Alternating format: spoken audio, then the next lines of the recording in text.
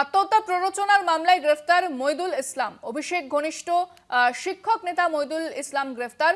2022 সালের একটি মামলায় দীর্ঘক্ষণ জেরা করার পর তাকে গ্রেফতার করা হয়েছে। ডায়মন্ড হারবারের নেত্রা বাজার এলাকা থেকে আটক করা হয়েছিল।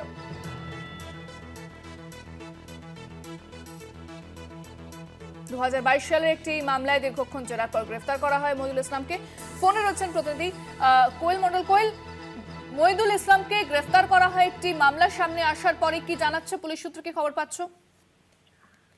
একদমই দেখো, আজ ভোর রাতে নেত্রা স্টেশনে সেখানে ট্রেনে চেপে পালিয়ে যাওয়ার সময় ডায়মন্ড হারবার থানার পুলিশ অভিষেক বন্দ্যোপাধ্যায় ঘনিষ্ঠ এই তৃণমূল শিক্ষক সংগঠনের নেতা মইদুল ইসলামকে প্রথমে আটক করে এবং তারপর দীর্ঘ জিজ্ঞাসাবাদের পর তাকে গ্রেফতার করা হয়েছে।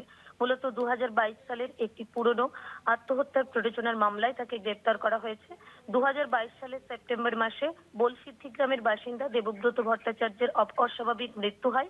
এই দেবব্রত ভট্টাচার্য, যিনি কালীনগর গ্রাম পঞ্চায়েতের তৃণমূলের উপপ্রধান ছিলেন, তার সেই অস্বাভাবিক মৃত্যুর ঘটনায় আত্মহত্যার প্ররোচনার অভিযোগ রয়েছে এই মইদুল ইসলামের বিরুদ্ধে।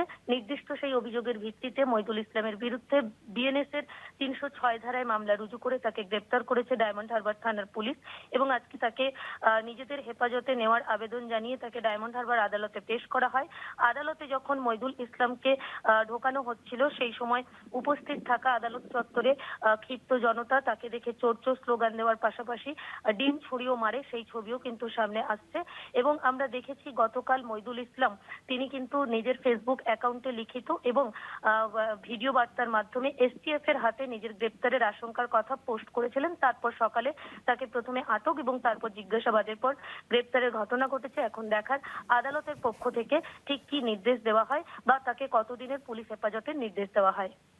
ধন্যবাদ কোয়েল। আদালতে যখন নিয়ে যাওয়া হচ্ছিল মইদুল ইসলামকে, তাকে উদ্দেশ্য করে চোর চোর স্লোগান চলে এবং ডিম ছোড়া হয়। মইদুল ইসলামকে লক্ষ্য করে ডিম ছোড়ে ক্ষুব্ধ জনতা।